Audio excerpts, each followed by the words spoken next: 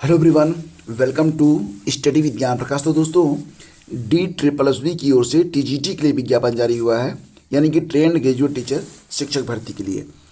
तो इसमें आप आवेदन कर सकते हैं 8 फरवरी से 8 मार्च के बीच में।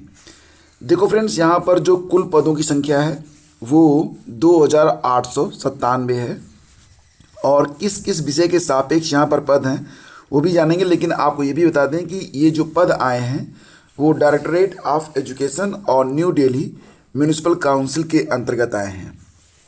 कौन कौन से पद हैं तो आप यहाँ पर देख सकते हैं कि मैथ्स के अलावा इंग्लिश के भी पद हैं, सोशल साइंस टीजीटी के पद हैं, नेचुरल साइंस के पद हैं, फिजिकल नेचुरल साइंस और नेचुरल साइंस एक ही होता है, दोनों के ही पद हैं।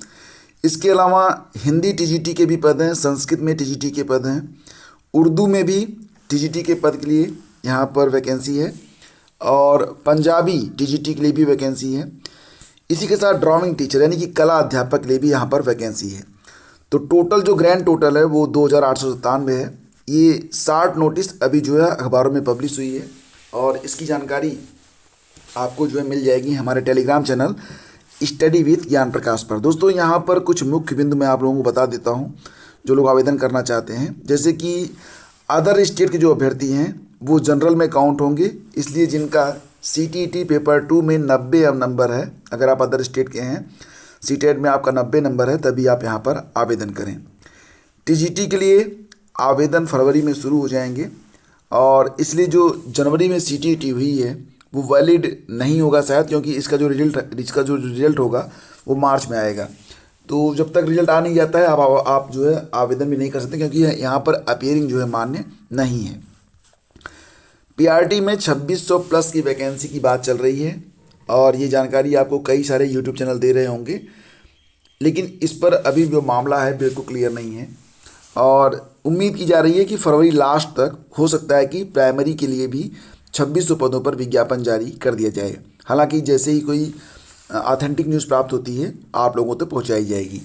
तो फ्रेंड्स, यहाँ पर पीआरटी और टीजीटी के बारे में वैकेंसी है, और उसी के बारे में ये अधिसूचना है।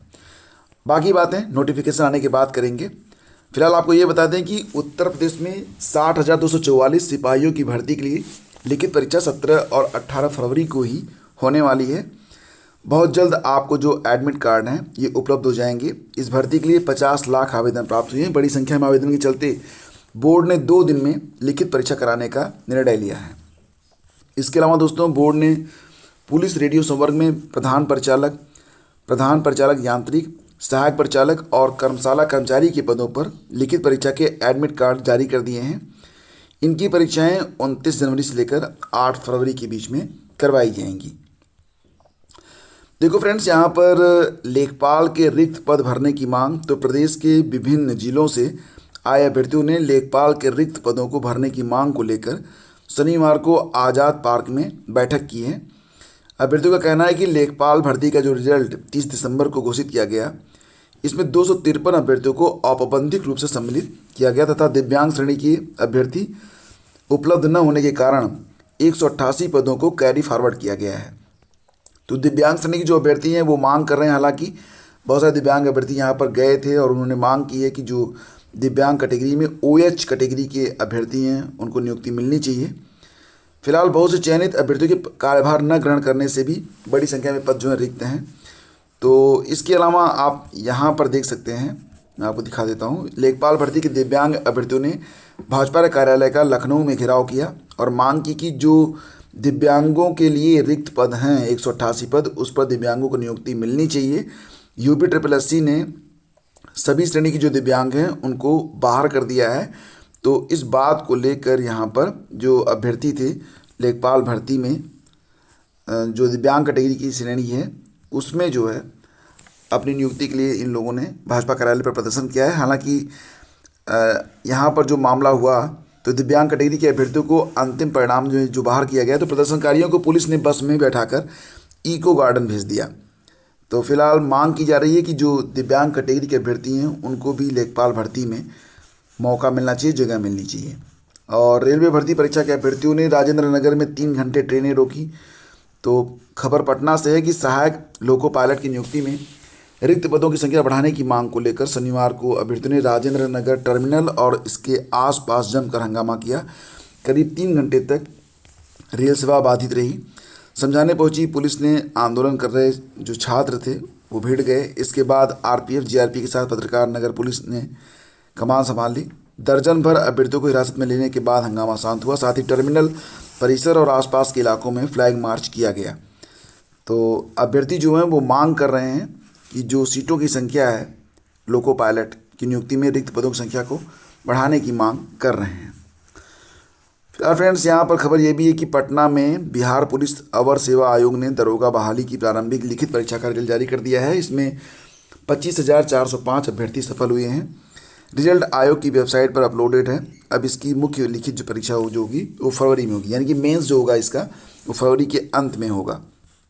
आयोग के विशेष कार्य पदाधिकारी के स्तर से जारी विज्ञप्ति के माध्यम से जानकारी दी गई है। इसके अनुसार पुलिस महकमा दरोगा पुलिस अवर निरीक्षक के 1275 खाली पदों पर बहाली के लिए 30 सितंबर 2023 में विज्ञापन निकाला गया था। इसकी प्रारंभिक लिखित परीक्षा 17 दिसंबर को 2 पालियों में करवाई गई थी। तो अब इसका मेंस होगा जो कि फरवरी के अंत में होगा। वहीं पर फ्रेंड्स बात करेंगे यूपी SSSC की एक बहुत ही पुरानी भर्ती है ASO की, सहायक सांख्यिकी अधिकारी की। तो इस भर्ती की परीक्षा के परिणाम का इंतजार अभ्यर्थी बहुत लंबे समय से कर रहे हैं। 26 जनवरी शुक्रवार की रात उन्होंने शर्ट उतार कर प्रदर्शन किया। चारबाग रेलवे स्टेशन के आसपास प्रदर्शन कर रहे अभ्यर्थियों ने 5 साल से चल रही भर्ती प्रक्रिया जल्द पूरी करने और लोकसभा चुनाव की अधिसूचना जारी होने से पहले इसके परिणाम जारी करने की मांग की है।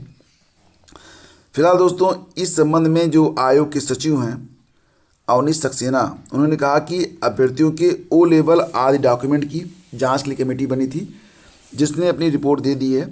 शैक्षिककर्ता की जांच के लिए शासन स्तर से कमेटी का गठन होना है। इसके बाद हम जल्द से जल्द परिणाम जारी करेंगे।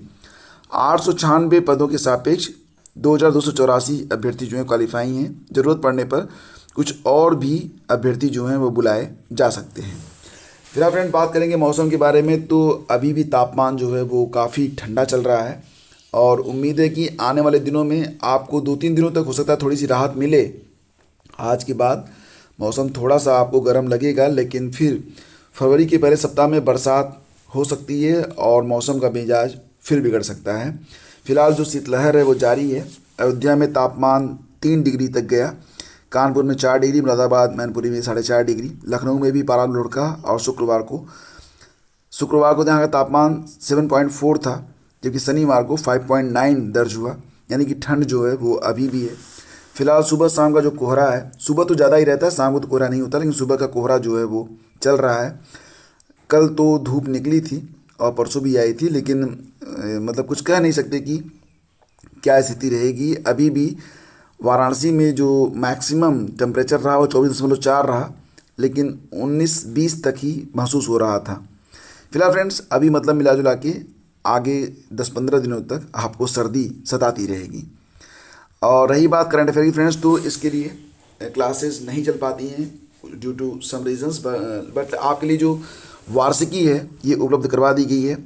तो यहाँ पर अगर आप चाहें तो पूरी मास्टर ई-बुक डाउनलोड कर सकते हैं। इसके अलावा 13 महीने का जिस्ट ले सकते हैं जिसमें पेजेस कम होते हैं लेकिन टू दी पॉइंट सारे फैक्ट रहते हैं।